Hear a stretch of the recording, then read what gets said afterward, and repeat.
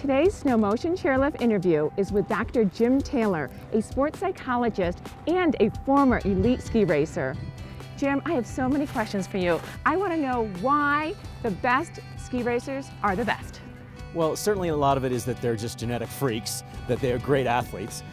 Plus they train tons, they've got tons of miles under their belt. But ultimately at the highest level, what enabled them to go from maybe 100th in the world to 30th in the world to top 5 to a Michaela Schifrin or a Ted Ligety gold medalist in Sochi is what goes on up here. Jim, we know that even the top 30 ski racers coming down that course, any of them could win. And we know that the difference is in their head. How are you helping the athletes you're working with be on the podium? Well, when it comes to race day, there are 3 areas that are most important. First is confidence. You might have all the ability in the world to get down the hill really fast, like those top 30 guys or gals in Sochi, but if they don't have that true belief in that ability, they're not going to fling themselves down and ski on the edge. And you see it with Ted Ligety, unbelievably, he skis on the edge, it's scary. Michaela's a little different because she's always seems to be in such control. But when they get in the gate, they not only believe that they can ski the fastest, they believe that they can win. So instilling that confidence is really essential. Okay, that's number one. Number two? The second one is dealing with pressure. Obviously at the Olympics, once every 4 years, the world is watching, their nations are rooting for them, and the gold can mean a huge difference. A medal can mean a difference between financial success and not, as well as just validation of how good they are. And so there's tremendous pressure on them, and their ability to not focus on results, to focus on just, okay, I'm in the gate, what do I need to do to ski as fast as I can? And to stay relaxed is another big thing. Staying relaxed under pressure is an amazing skill for these athletes. And what I see even, going up for the second run after they've won the first run and they have to do it again because the first run win doesn't matter in the end. Right, and that's really when you separate the really good ones from the truly great ones, because then all of a sudden they win the first run, they could win the gold. And there's this expectation. And the great ones, the Michaelas and the Teds and the Bodies and a lot of the other great ones, they're able to just set that aside and again, go back to what do I need to do to ski my best? It's all about the process, not worrying about results. Because if they focus on the process, they're probably gonna ski well. And if they ski well, good things are gonna happen, often a medal. Jim, you've talked about mindset. How do you apply that to these athletes? Okay, well, with the athletes I work with, and this applies to the top guys as well, and I actually had a few athletes in Sochi, and I try to help them develop what I call a certain mindset. And there are 3 kinds that I have identified that can help different athletes based upon their personality. Ted, for example, his nickname is Ted Shred. So he has what I call an aggressive mindset. When he's in the gate, he's not thinking about tactics or technique. He's thinking about bring it, baby. Yeah. He's just going all out attacking, and you can see it in his skiing. He's on the edge every moment. Michaela is very different.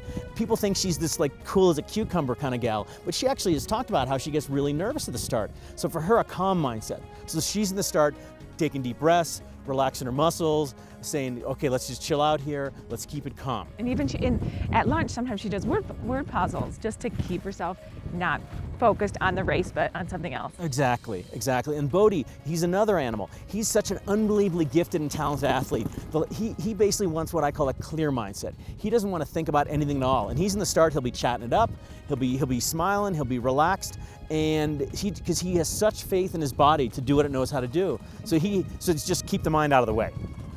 For him, he just goes for it. Oh my gosh. He's such an example for these kids to ski on the edge too, right? And just rely on your athletic instincts. Absolutely, and a big thing about Bodhi, he's my poster child for the attitude for a ski racer, because he's never cared about results. All he cared about, and this is from his autobiography, all I ever cared about was skiing as fast as humanly possible. And whether he finished first or 15th, as long as he felt like he skied his best, he was a happy guy. What do you tell someone that's at the top of a really steep run, or you're in the starting gate, or you're in a chute? How do they calm their nerves? That's a big one, because obviously if they're not physiologically prepared to ski their best, if their muscles are tight, if they're not breathing, then they're not going to be able to ski very well. And that applies to the World Cup Olympians in Sochi, or skiing on a steep trail in the back bowls of Ale. Biggest, most obvious one, and people forget all the time, is breathe. Simply take some deep breaths. Simple, easy. We can't survive without breathing. We can't ski well without oxygen in our systems. So taking deep breaths. Second of all is just shake out your muscles. Get your muscles loose, because there's no way you can absorb bumps if you're skiing like this. And so that is really good.